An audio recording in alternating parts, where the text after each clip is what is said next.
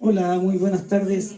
En nombre de Bonilla Artigas Editores y de Librería Bonilla, queremos darle la bienvenida a esta presentación de Poesía Necesaria de Carmen Villoro. Para esta ocasión contaremos con la presencia de la autora Carmen Villoro y de Blanca Luz Pulido en los comentarios. Bienvenidos.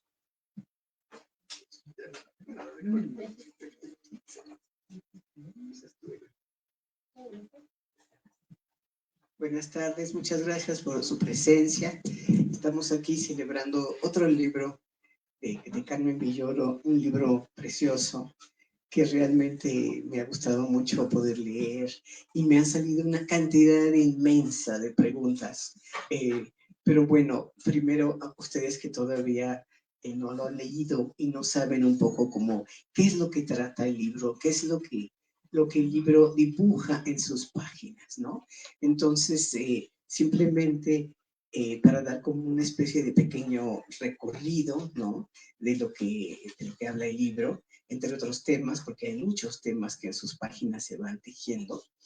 Por ejemplo, habla de la poesía en el taller, los talleres de poesía, qué aportan, cuál es su utilidad, cuál es como el límite que en algún momento también hay que establecer, ¿no? Aparte de eso, también uno de los temas que a mí más me ha gustado es cómo se lee un poema y cómo se escribe un poema.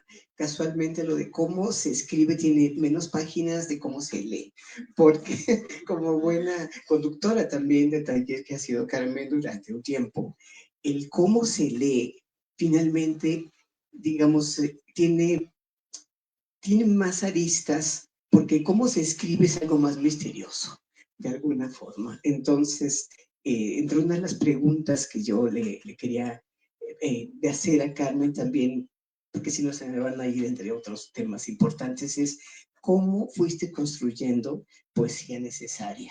A través de cuántos años te llevó a hacer este libro, digamos, del primer texto hasta el último. Yo supongo que tiene mucho que ver con tu vivencia y con anécdotas de hace mucho tiempo. Me gustaría saber cómo lo fuiste construyendo. Bueno, antes que nada, muchísimas gracias, Blanca Luz Pulido. Es un lujo que estés aquí para presentar mi libro, Poesía Necesaria. Y bueno, a todos mis amigos que están aquí para acompañarnos, siempre a la Librería Bonilla, que nos acoge en este lugar tan bello, en donde nos sentimos como en casa. Y bueno, desde luego a los editores de Bonilla Artigas Editores, que hicieron este libro, esta edición tan bella, y bueno, con las ilustraciones originales de Paco de la Peña, que está aquí también con nosotros en primera fila, y que le da a este libro pues ese colorido y ese dinamismo que hace mucho más agradable su lectura. Muchas gracias a todos. ¿Y cómo construí, cómo se fue dando este libro? Bueno, a lo largo del tiempo, efectivamente, pues he participado en talleres como tallerista y como también pues como alumna y como maestra, ¿no? Y esto ha dado lugar a que vaya yo tomando notas a lo largo del tiempo, y estas notas después pues se fueron convirtiendo en pequeños ensayitos, en reflexiones acerca del quehacer poético. Y todo esto proviene pues de que es la poesía algo muy necesario para mí.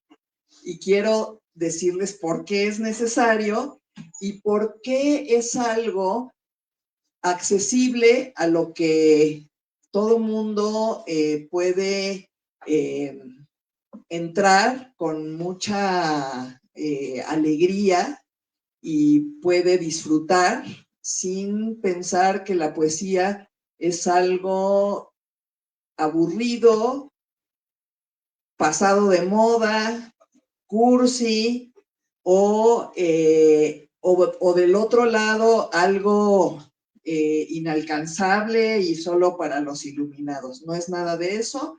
El lenguaje poético pues es algo que todos ejercitamos de alguna manera y que está presente en la vida, en las diferentes artes y también en el género que sea de la escritura, ¿no? Es decir, también está en las novelas, también está en los relatos, en otros géneros literarios, pues encontramos imágenes, encontramos metáforas, encontramos ritmo. Me gusta pensar la poesía como algo mucho más amplio que propiamente el género poético de escribir en verso, ¿no? Me parece que es la posibilidad de asombrarse ante el mundo, ¿no? De tener esa mirada que te permite hacer que el mundo se vuelva significativo, ¿no? Y luego, pues, expresarlo en la poesía, pues, a través de las palabras y de la técnica poética, pero que también puede ser expresado en otras artes o incluso en la vida cotidiana al hacer unos huevos estrellados. Pues sí, pero lo que me gusta también de tu libro, aparte de eso que comentas, es una parte también, no tanto la palabra sería técnica, pero sí tú hablas también del fenómeno poético, como tiene estas dos partes, el interior y el exterior, tú le llamas. Y también que el lenguaje de la poesía es un lenguaje que si bien son las palabras, puedes significar distinta. Tienen un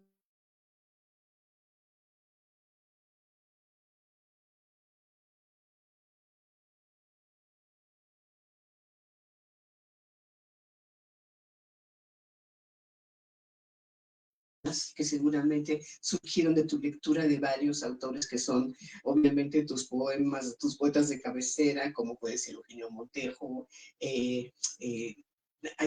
hizo una lista Wisława de estos poetas, Szymborska. Wisława Szymborska, Víctor Rodríguez Núñez, un poeta cubano que te tardó mucho tiempo conseguir un libro donde viene el poema Donde, al cual dedicas un precioso ensayito dentro del libro. También está Juan Manuel Roca, Pellicer Villaurrutia, o sea, tus amores tutelares en la poesía, ¿no? Sí. Pero a mí lo que también me parece muy bueno del libro son estos pequeños ensayos en donde se ejerce lo que para ti es leer poesía. Sí. Entonces, de esa forma, el lector no solo lo tiene, digamos, en teoría, sino en la práctica. ¿Cómo lee Carmen Villoro un poema? Entonces, lo que quisiera hacer es como un ejercicio aquí, que tú nos leas un poema del que hablas, que es el poema de Eugenio Montejo, Acacias, y yo luego, déjame leer, ¿qué hablas? ¿Cómo hablas tú? ¿Cómo te refieres al poema? Para Excelente. que veamos de qué forma ella logra hacer este diálogo con el lector a través de otros poetas. Sí, bueno, elegí un poco al azar a estos poetas con sus poemas para visitarlos y para comentarlos con ustedes, con mis lectores. Y traté de que representaran diferentes temáticas, ¿no? Por ejemplo, Eugenio Montejo es un poeta que habla fundamentalmente de la naturaleza, pero hay poetas que su temática tiene más que ver con la intimidad, otros que tienen más que ver con una situación social en la que viven, y así, ¿no? Como mostrando cómo el poeta puede hablar de muchos temas, ¿no? Y será el lector el que vaya, pues, eligiendo los que le resultan más interesantes, más importantes, más urgentes. Bueno, entonces Eugenio Montejo tiene este poema maravilloso que se llama Acacias y dice: estremecidas como naves, acacias emergidas de un paisaje antiguo y no obstante batidas en su fuego bajo la negra luz de atardecida. Yo miro, yo asisto a este mínimo esplendor tan denso. Yo palpo la intermitencia de las arboladuras, su fuego girante, delirante, enmarcadas en un éxtasis grave, como desposeídas lanzadas al abismo así de grande, en un follaje poblado de sombras agitadas. Las miro frente a la piedad de mis ojos bajo los huracanes de la noche. Ese es el poema. Y ahora déjenme decirles lo que dice Carmen, lo que escribe a continuación sobre este poema. Cierro la página y me quedo escuchando el eco de algunas palabras y sintiendo los efectos de la lectura en mi alma, como si hubiera ingerido una sustancia que corre lentamente por mis venas. En mi disfrute o sufrimiento del poema intervienen el poema y mi alma. El alma del poeta está presente, el poema es su experiencia. Él nombra una visión, recrea un suceso, pero no lo describe de manera objetiva. Dice lo que su alma vivió en el suceso, con el suceso. El estímulo es externo, pero suscitó algo en el interior del poeta, lo estremeció. La poesía no está en la flor, no está en el poeta, está en el encuentro de ambos y está de otro modo en el encuentro del lector con el poema. A mí me parece que ha sintetizado de manera muy clara lo que sucede. El poema es como un puente entre el escritor y el lector. Y hay un encuentro, ¿no? Claro, y un encuentro puede ser a través de siglos. Podemos encontrar un poema de Lope de Vega o de Quevedo y es como si lo hiciéramos resucitar de la tumba, ¿no? Porque nos llega eso que estos poetas quisieron transmitirnos. Y pienso que eso es uno de los mejores, de los más grandes valores para mí de tu libro. Estas como incursiones en los poetas, en estos poetas que te gustan a ti, y el lector entonces analiza con tus ojos los poemas de otros. Y eso es una manera de compartir tu visión de la poesía. En otros momentos tú dices una cosa que también me gusta en la parte de cómo se escribe un poema. Dices que es cazador y expresa el poeta. O sea, hay una parte que no es racional. A mí me gustaría un poco platicar de eso, porque Sí. es muy interesante hasta qué punto uno sabe exactamente de lo que va a escribir. Hasta qué punto también dejas correr un poco lo emocional, lo irracional, pero luego hay que contenerlo un poco, porque si no, el poema también se desbalaga, pero hasta qué punto esa autocrítica puede ser excesiva. Es todo un tema de la poesía. La intervención de lo racional y de lo emocional. Yo creo que hay un estímulo generalmente externo. Algo te sorprende, algo que está en el mundo externo, de pronto te maravilla o te llama la atención o te genera pues un sentimiento o un pensamiento, ¿no? Y a partir de ahí inicia una búsqueda que puede ser una búsqueda dirigida, pero muchas veces es inconsciente, ¿no? Y entonces creo que ahí la participación de la razón es limitada, ¿no? Porque tú empiezas a asociar con otras imágenes, con otros sentimientos, con otras cosas que has vivido, y se empiezan a venir, ¿no? Como esas imágenes, un poco como en cascada. Y entonces tú las registras, pero no sabes a dónde te lleva eso. Tú eres el primero en sorprenderte, ¿no? Es un poco bueno, lo que decía Octavio Paz, que es muy bonito, ¿verdad? Que decía que el poeta es un servidor del lenguaje. Es un poquito como que el lenguaje te agarra a ti de canal, ¿no? El lenguaje mismo, ¿no? Y entonces, pues, tú no tienes, digamos, todo el control del asunto en un primer momento, ¿no? Dejas que esas asociaciones se den y existan, ¿no? Y después ya vendrá en un segundo momento un abordaje mucho más intelectual y técnico, digamos, en donde ya tú lo que vas a hacer es mirar con otros ojos eso que salió quién sabe de dónde y quién sabe cómo, y le vas a tratar de dar mejor formato, le vas a tratar de dar una podadita, ¿verdad?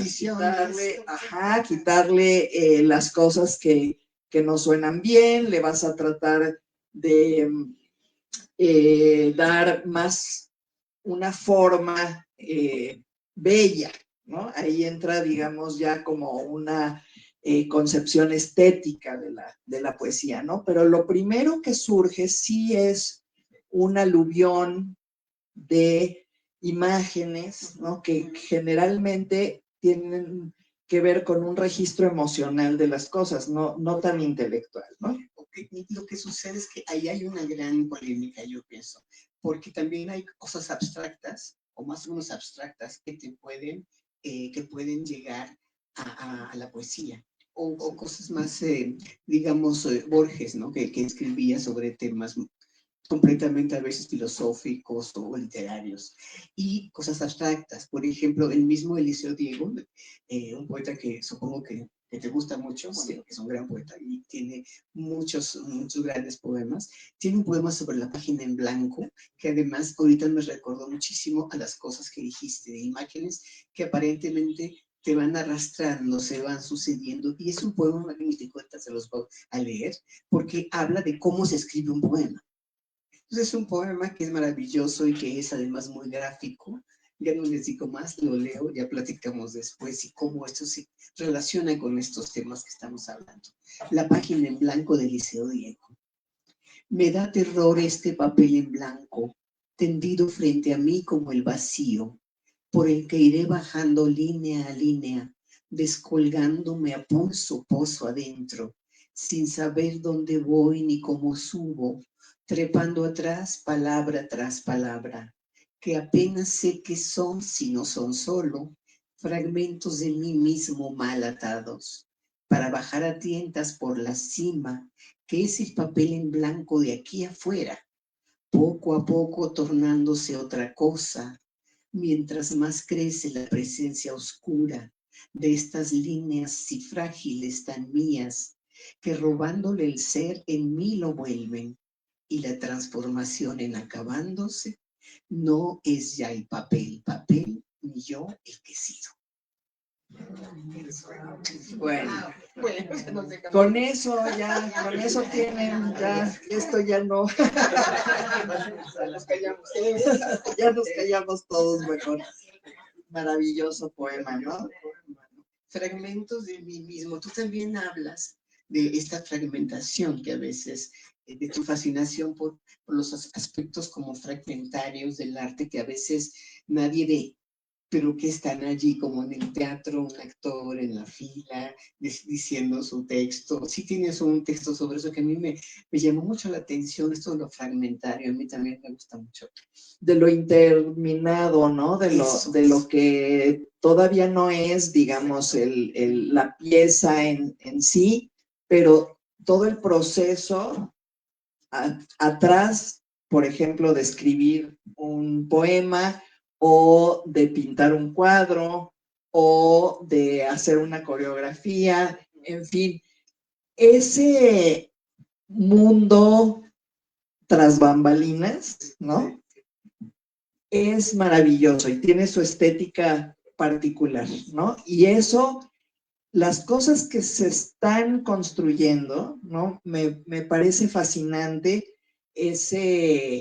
asomarme a ese proceso de lo que se está haciendo. En la escritura, por ejemplo, en un manuscrito, ¿no? Que tiene, pues, que no está todavía concluido, que no está publicado, pues tiene un encanto distinto, ¿no? Todo lo que está en proceso, todo lo que está en obra negra, ¿no? Me gusta mucho porque tiene una estética particular que no se ve en la obra terminada. Ya se perdió. Ya se perdió. Además, otro asunto muy importante es, de los que hablas en el libro, es la poesía y el asombro. La poesía como un instrumento, digamos, para ver el mundo. Porque así como el poeta se detiene y ve las cosas, esto que tú decías de lo exterior, entra a ti, que tú lo transformas y sale tu interpretación o tu visión en el poema, muchas veces uno como lector no ha reflexionado en tantas cosas y el poema te ayuda a eso.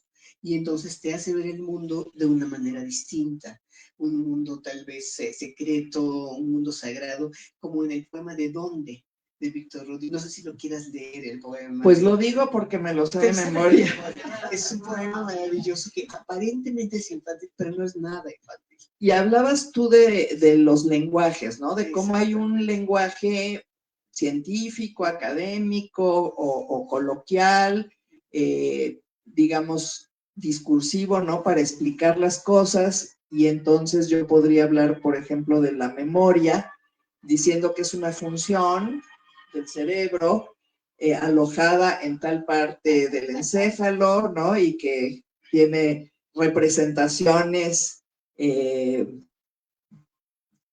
internas de algo que percibimos externamente. Eso es una manera. O puedo decir, por ejemplo, ¿a dónde habrán ido mis juguetes? Los de la cuerda rota por la lluvia. Vivirán en el fondo del mar como naufragios, en el fondo del cielo cual luceros de vidrio, en el fondo del río como cangrejos verdes, o en el fondo de mí como fantasmas.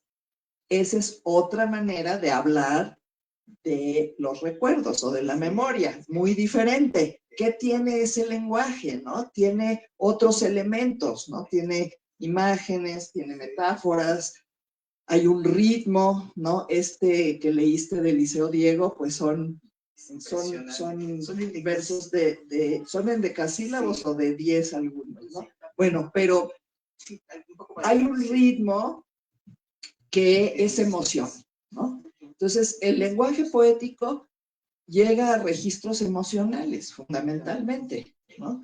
Y ese registro es el que nos hace conectarnos emocionalmente con el poeta. Y tiene elementos muy distintos, ¿no? Al lenguaje académico, científico, que tiene otra finalidad, que es informar, ¿no? Si un paciente acude a un médico, pues no espera que le diga que la niebla baja en torbellinos sobre su ojo y le hace una catarata. No, ¿verdad? Necesita que le diga con precisión, con el lenguaje adecuado, lo que le sucede, ¿verdad? Pero justamente la poesía está llena de imprecisiones. ¿Por qué? Porque es el lector el que va a darle su propia lectura, su propia interpretación, ¿no? El lenguaje poético es polisémico y en ese sentido el diálogo que se establece con el lector es muy importante porque siempre hay un encuentro, ¿no? Siempre hay la lectura de quien lee el poema que va de alguna manera pues a terminar la pieza, ¿no? Digamos, hacer una especie es un círculo, este puente del que tú hablas, ¿no? El lector y el poeta. De alguna manera, en ese trabajo que el poeta hace primero, requiere una frase tuya que me encantó. Toda obra veraz surge después de un trabajo interno. sea, de alguna forma, sí, no es necesario pensar que la poesía es muy difícil, sobre todo para leerla, pero para escribirlas no es tan sencillo, pues. Pero sí es muy importante quitar, y yo coincido mucho contigo en eso, quitar este velo de dificultad, de complicación que envuelve hoy a la poesía, ¿no? Porque, pues sí, es muy triste que ya realmente no se lea mucho poesía. No digo que a lo mejor no se lean novelas o bestsellers o muchas otras cosas, pero poesía lo vemos desgraciadamente en las librerías. ¿Dónde está poesía? Ahí, por allá arriba, en el último pedacito hay, no digo esta librería, pero otras. Oyen abajo en el fondo, sí. O así, el pobre lector de poesía, sí necesitamos ser como buceadores, ¿no? Para ver, a ver dónde conseguimos, aquí o allá, tal, o ya de plano las fotocopias o los PDFs, porque resulta que a veces ni siquiera de nuestros grandes poetas mexicanos es fácil encontrarlo. Y los editores, ¿no? Que tampoco son los el caso, pero que apuestan poco por editar libros de poesía, ¿no? Porque consideran que no son comerciales, que no se venden. Pero yo creo que hay un público muy importante de poesía. A lo mejor es un público más limitado, pero es un público muy apasionado, sí, ¿no? Sí, y el oficio poético, yo creo que es una, pues una acción humana, ¿verdad? Necesaria, pero además muy, muy frecuente y muy presente, ¿no? Es increíble la cantidad de poetas que hay, ¿no? Ya no sé qué tanto de lectores y de editoriales que editen poesía, pero la gente escribe poesía desde siempre y con una altísima frecuencia, ¿no? Entonces yo creo que hay una necesidad de enmarcar de manera distinta la poesía, ¿no? De hablar de ella, y por eso también este libro, ¿no? Sí, a mí me parece muy importante lo que dices, y yo creo que es también este fenómeno de que no se lea tanta poesía o de que no se editen tantos libros, etcétera, también es un alejamiento desde la escuela de leer poesía. Yo recuerdo, hablando de los libros, polémicos libros de la primaria, que antes sí tenían muchos ejemplos de poemas. Y entonces hay una cercanía desde que la persona es pequeña, desde los niños. Si a los niños no leen, si de niños no se lee, está más difícil que se lea después. Entonces creo que es muy importante acercar a los niños a la poesía, porque así, de esa manera, no van a tener digamos, esa dificultad, porque no todos los poetas son tan fáciles de leer. Hay un poco de todo, entonces no se puede empezar por Góngora, por ejemplo. Complicado, ¿no? La fábula de Polifemo y Galatea, ajá, o sea, otras cosas así que no. Más bien hay que empezar con otro tipo de poesía para ir avanzando en complejidad y se vaya perdiendo esta idea de que la poesía es un animal difícil. Hablas también, hablando de animal, dices que que la poesía es como el animal del poema o algo así dices en un momento dado, ¿no? Lo corporal que tiene la poesía, que es el texto mismo, las imágenes. O sea, una cosa puede ser lo que tiene adentro, la emoción que quiere transmitir, y su exterior, que es de qué manera, con imágenes, con rimas, con ritmos, el cuerpo del poema. Hablando de ese cuerpo, déjenme leerles un poema de Jorge Luis Borges, que también es maravilloso, que habla de las cosas, porque también otro de tus temas son las cosas, la poesía y las cosas. Es un poema que además a mí me fascina porque yo también he escrito mucho sobre cosas, estas cosas que nos acompañan con su sombra, en fin. Borges, uno de sus sonetos inolvidables, que tienen un verso impresionante, varios, las cosas, es un soneto. El bastón, las monedas, el llavero, la dócil cerradura, las tardías notas que no leerán, los pocos días que me quedan, los naipes y el tablero, un libro y en sus páginas la ajada violeta, monumento de una tarde sin duda inolvidable y ya olvidada. El rojo espejo occidental en que arde una ilusoria aurora. Cuántas cosas, limas, umbrales, atlas, copas, clavos, nos sirven como tácitos esclavos, ciegas y extrañamente sigilosas. Durarán más allá de nuestro olvido, no sabrán nunca que nos hemos ido. Es maravilloso. Este es de los, para mí, de los mejores sonetos de Borges. Sí. Aquí están las cosas, ¿no? 7-8 y su soneto. Creo que sí. Tan sencillo que parece, ¿verdad? Sí, Y bueno, son objetos, pero bueno, toda la estructura del poema lo convierte en algo muy armonioso, ¿no? No es una simple lista. No, hay una sonoridad además, y además una relación con cosas emocionales. La jada violeta, este monumento de la tarde, sin duda inolvidable, ya olvidada, habla de algo emocional, definitivamente, que era inolvidable, pero ya se olvidó. Entonces hay mucha ironía también, finalmente. Y nostalgia, ¿no? Y dolor, los días que me quedan, Exacto, ¿no? la anticipación de la muerte. La anticipación de la muerte, o sea, es un poema muy profundo. Y eso tiene la poesía, ¿no? Que la poesía tiene palabras muy cargadas de afecto y de sentido. Y ese es, digamos, el uso del lenguaje que nos permite darle hondura a la escritura, ¿no? La utilización de esas palabras que pues a todos nos representan algo muy intenso, muy hondo, muy entrañable, ¿no? Sí, sí, sí. Sí, la poesía es necesaria por muchas cosas que tú dices al final. Tu libro tiene una estructura que a mí me gustó.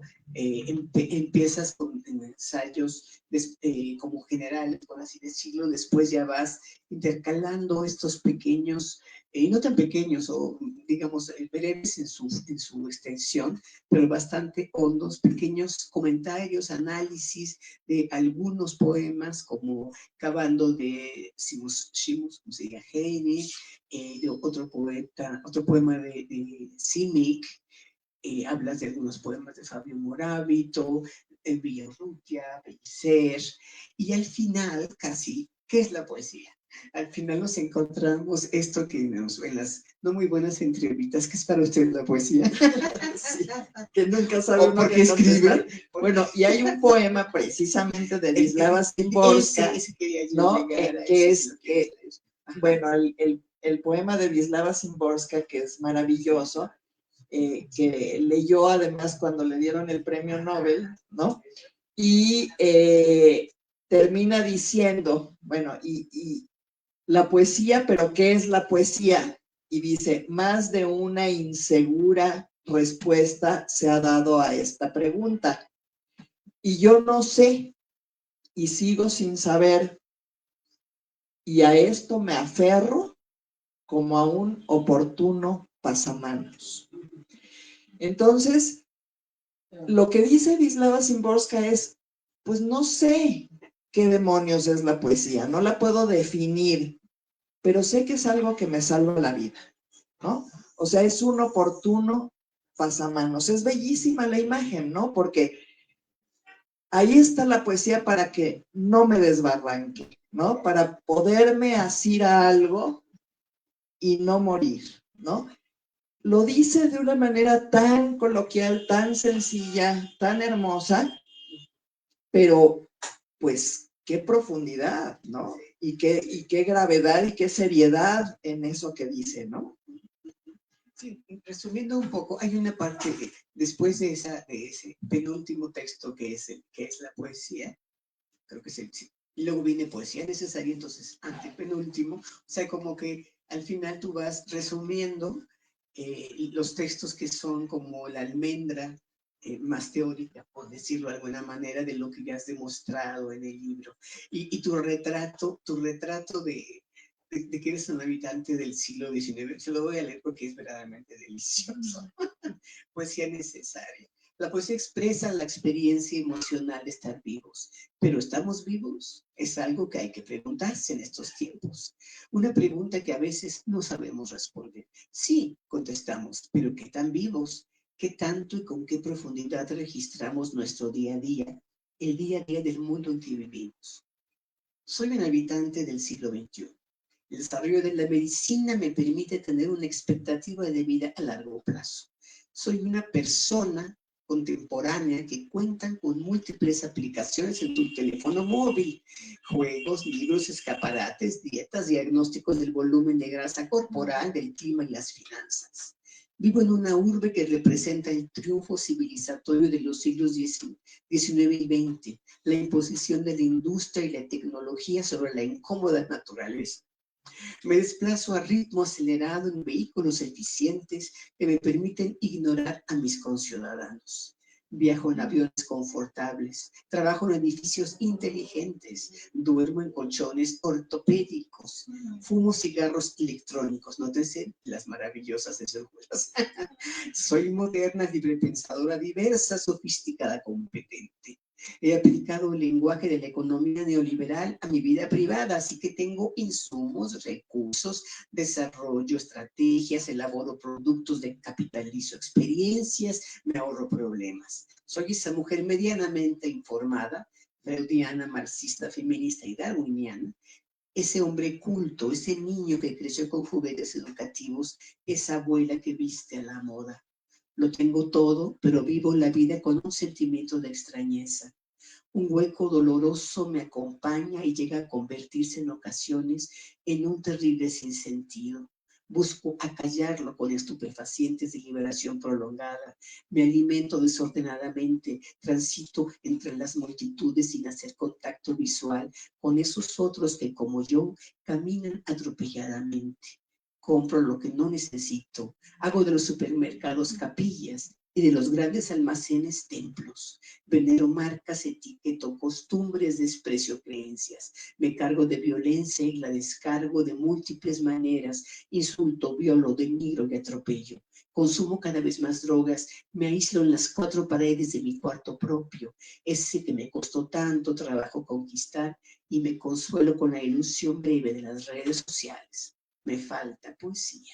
De tanta racionalidad me he vuelto peligrosamente virtuosa, engañosamente estructurada. Y termino con una cita intrusa aquí, Carmen. Dice el poeta colombiano William Ospina, otro poeta que aquí comparece. Lo más sorprendente es que todos estos males nuevos, estos dragones que se alzan de pronto para amenazar con sus garras y con sus llamas al modelo de civilización que hemos construido, nacen más de nuestro conocimiento que de nuestra ignorancia, más de nuestra fuerza que de nuestra debilidad, más de nuestra abundancia que de nuestra escasez. Me falta el asombro que da la incertidumbre. Qué maravilloso fragmento de texto, ¿verdad? Y esta incertidumbre, esta poesía. Exactamente, ¿no? El poderse sorprender, ¿no? Sí, el poderse detener, el poderse sorprender, el no saberlo todo. Exactamente, no saberlo todo. Lo que está en tu declaración de principios, que es la última página del libro, yo la voy a resumir a 5 puntos, Carmen, ahí que me gustaría también que la leyeras, porque es maravillosa, que son los 5 puntos por los cuales la poesía es necesaria, y eso se demuestra en todo el libro. La poesía transforma. La poesía nos transforma a los lectores. La poesía restaura y reinventa el lenguaje. La poesía habla del mundo, a veces denuncia. La poesía nos cura de algunos males, de la incertidumbre, o nos da más incertidumbre, pero de alguna manera nos cura. La poesía nos hace despertar a la realidad y comprenderla mejor. Y la poesía calma las pesadillas y preserva nuestros sueños. Pero ya lo dice. Pues ya lo resumiste muy bien. Bueno, la última página efectivamente es una declaración de principios. Y es la última porque mi concepción de la poesía también ha ido cambiando, ¿no? Las primeras páginas hablan más de una actitud contemplativa, de la poesía, ¿no? Pero esto, pues, a lo largo de los años y del aprendizaje y de intercambios con poetas más jóvenes, ¿no? Con nuevas generaciones, con nuevas propuestas poéticas, pues ha ido cambiando. Y entonces se ha ido ampliando lo que yo pienso que es la utilidad de la poesía, ¿no? Entonces, bueno, creo en la poesía como lenguaje de transformación, como materia viva capaz de generar el cambio, como enzima del lenguaje que modifica su estructura y accede a nuevos significados. Creo que la poesía llega a registros emocionales anteriores al lenguaje y restaura sus tejidos. Creo en la poesía como arma de denuncia, instrumento de visibilidad, herramienta de trabajo y bálsamo de curación. Creo en la utilidad social de la poesía y en la palabra emotiva como llamada de atención a una realidad que pretendemos dejar de ver, y en la palabra reflexiva como luz sobre los hechos y la historia. Creo en la palabra poética como la única capaz de tocar la piel de nuestras pesadillas para apaciguarlas y de hablarle al oído a nuestros sueños para preservarlos. Y no es nada más la poesía que está en los poemas, es la poesía que está en la literatura, es la poesía que está en la pintura. Por eso decía yo que qué padre, Paco, muchas gracias por tu compañía pictórica en este libro, en las artes en general, pero en una actitud ante el mundo que no necesariamente es la realización, sino pues en poderle dar a todos esos momentos pues su carga de significación, ¿no? Sí, de alguna forma yo pienso que la poesía es una resistencia en última instancia. Claro. Es una resistencia de la luz, de los aludes, de las avalanchas que hoy en día, todos los días, están a nuestro alrededor, justo en ese como falso retrato que haces, medio falso, medio irónico, lo que leí hace rato, ¿no? Ajá. O sea, que cualquier asunto en redes sociales baste para deprimir a alguien o para ponerlo en un estado de maravilla. O para llenar ese vacío, ¿no? Exacto, llenan los vacíos, sí, y se pueden llenar de maneras mucho más satisfactorias. Yo también soy de esas, ¿eh? Que paso a veces mucho tiempo en las redes. Es que es una resistencia, como tú dices, no solo a través de la poesía se puede obtener esas fuerzas, sino a través de la pintura, de la música, de asomarse a estas ventanas más profundas y menos epiteliales, ¿no? Sí, pues, y qué bueno que estamos aquí, ¿no? En este espacio, en este oasis, cuando suceden otras cosas tan terribles allá afuera en nuestro país, digo, pero bueno, este es un espacio poético, ¿no? Por decir lo que para nosotros los poetas es la poesía, que también tiene que ver con el vínculo con los demás, ¿no? Con los lectores. Sin lectores no hay poesía, no existe, simplemente. Entonces, siempre tiene que haber ese otro que quiera asomarse al mundo. Entonces, por más que los poetas entreguen su propuesta, si no hay ojos que la vean, el puente se rompe. No existe, ¿no? No sé si alguien quiera comentar algo para dar fin. Bueno, se puede decir aquí, Manuel. Una persona desea hacer algún comentario, pregunta, consulta, hay micrófono disponible. A ver ahí. Qué original, Carmen, te felicito muchísimo. qué original que hagas esta como disección de la poesía y sobre todo que esté al alcance de todos. Te felicito muchísimo y me urge leer el libro. Muchas gracias. Muchas gracias, Aida. ¿Alguna otra persona se hace algún comentario o pregunta?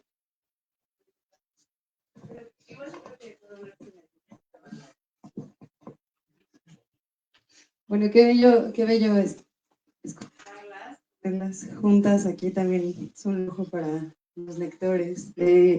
Hablaban de la resistencia y de la forma en la que la poesía puede nombrar cosas que no están como evidentemente pues, desplegadas frente a nosotros, ¿no? Me gustaría preguntarles un poco sobre ese proceso, como sobre este proceso, Carmen, ¿cómo lo viviste? ¿Cómo lo viviste al escribir el libro y a través de estos autores que nos presentas? Gracias.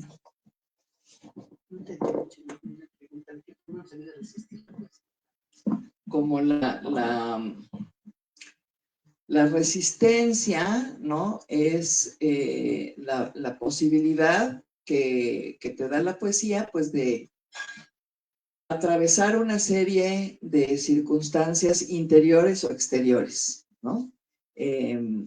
Y los poetas, en su muy amplia gama de abordar la poesía, pues te van dando esos recursos, esos elementos. Bueno, ya dije que recursos era lenguaje neoliberal, pero de modo. Recursos retóricos. Recursos retóricos. Y pues a través de eso que te ofrece la lectura de la poesía, es más fácil, digamos, atravesar ciertas situaciones personales, ¿no? Íntimas, pérdidas, desamores, pues fatalidades, ¿no? O bien también experiencias luminosas, ¿no?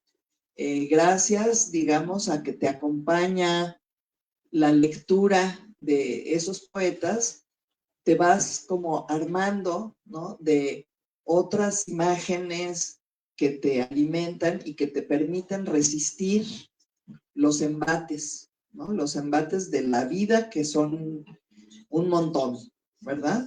Entonces creo que yo escribí este libro porque para mí la poesía ha sido indispensable y que ha sido una manera de avanzar por la vida a pesar de muchas pues situaciones como las de todo mundo, ¿no? Difíciles, maravillosas, en fin, pero ha sido una compañía extraordinaria, ¿no? Y creo que eso es lo que yo quiero compartir con los lectores. Pueden ser lectores que tal vez están empezando, ¿no? Hay, por ejemplo, jóvenes que pudieran acercarse más a la poesía, estudiantes, en fin, pero también el lector, digamos, que tiene curiosidad, ¿no? Por la poesía y que quiere saber un poco más o que quiere ejercerla, ¿no? Yo tengo muchos alumnos que son adultos, ¿no? Y que han tenido esta inquietud, pero han tenido también, pues, ese prejuicio, ¿no? De que la poesía es algo muy difícil, inaccesible, en fin. Y yo quiero decirles que se acerquen y que es maravillosa y que es una compañía extraordinaria, ¿no? Ese es el motor de este libro. Entonces, ojalá que sea un libro que llegue a algunas personas, ¿no? Y les pueda ayudar de alguna forma pues a vivir la vida pues, de una manera más significativa o hacer que este mundo pueda ser un poquito más habitable. Nada más una especie de derivación de lo que acabas de decir, del poema que viene aquí un comentario en tu libro, Cavando, de Simonsgeni, dice en un verso, hay que cavar en busca de la turba buena, o sea, en busca del material. O sea, la poesía también lo que hace es, el final de este poema, dice, cavar con la pluma. Entonces, es un poema bellísimo, es un poema ¿no? Ese de maravilloso. Cavafis, porque Sí, de Gini, perdón. Está él escribiendo, quiere empezar a escribir y escucha el sonido de su padre que está cavando la tierra, ¿no? Porque su padre es un agricultor, ¿no? Y termina diciendo que su pluma es otra forma de cavar, ¿no? Es como hacerle de alguna manera un homenaje al padre, ¿verdad? Pero usando la acción de cavar, ¿no? Como una metáfora, pero sí habla de eso de la turba buena, que es poder sacar el buen de material. nuestras experiencias, sacamos ese buen material y la pluma se convierte en una pala. Uh-huh. O sea, algo como para que ejerce una acción en el mundo física. Sí. Es la poesía. Bueno.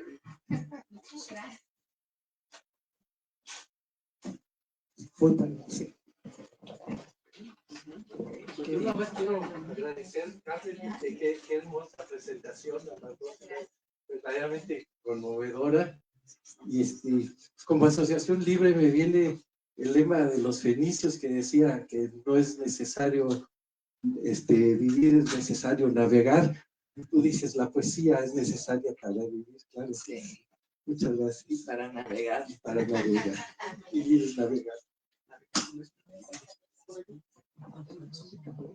Sí, gracias. Bueno, asistimos de nuevo, asisto con todos nosotros y todos ustedes. De nuevo digo, y lo digo a propósito porque no es solo de vuelta, sino de vuelta otra vez nuevamente al nuevo intento de descubrir, de decir qué es la poesía, de nombrarla. Y cada una de las cosas que decimos en todas estas ocasiones, cada reflexión sobre la poesía, cada intento de definirla, cada cosa que decimos que es cierto. Pero decía Ernesto de la Peña que toda verdad contiene en sí misma su propia negación. Y entonces todo lo que se ha dicho es valioso no solo porque ilumina y por lo que dice de verdadero, sino también porque oculta una cantidad de cosas idénticamente valiosas y grandes y luminosas y oscuras. Es decir, su contrario. Dicen, por ejemplo, que se dijo varias veces que la poesía es algo que nos ayuda a acariciar la piel de las pesadillas para apaciguarlas. Sí, sin duda, pero también para recrudecerlas y para volverlas insoportables, para incitarnos a meternos en esa vorágine de la que saldremos Sí. Nuevamente iluminados. Tienes toda la razón. Y lo que rescato de nuevo, que seguramente se ha dicho y que será nuevo cada vez que se diga, la poesía es esto, que dices que es una extraordinaria compañía. Ajá. Eso no, sí, quién sabe qué es, pero es una extraordinaria compañía. Sin duda también. Es que fíjate, el lenguaje se queda siempre corto, ¿no? Siempre la experiencia es mucho más compleja, mucho más rica, y el lenguaje no nos alcanza, no nos sirve. La poesía apenas lo intenta y lo roza y nos transmite un poquito de eso que es la experiencia, ¿no? Pero la experiencia pues es inefable. Sí, afortunadamente. Afortunadamente es así. Pero cada ocasión en que se produce de veras el hecho poético estamos leyendo, atestiguando, recibiendo un momento irrefutable.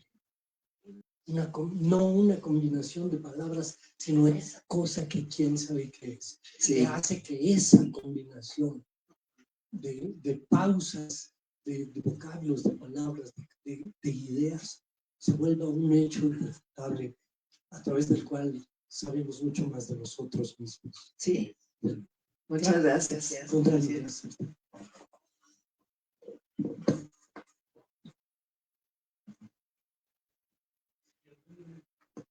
¿Comentario o consulta final? Aquí atrás. Carmen, muchísimas gracias justo por esta hermosa presentación y evocando un poco justo este último poema al cual hicieron alusión.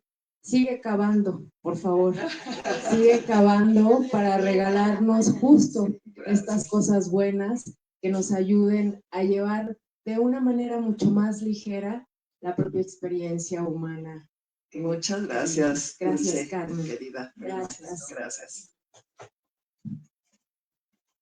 Si deseas decir alguna cosa, Carmen, como para finalizar la presentación. Pues que les invitamos un vinito.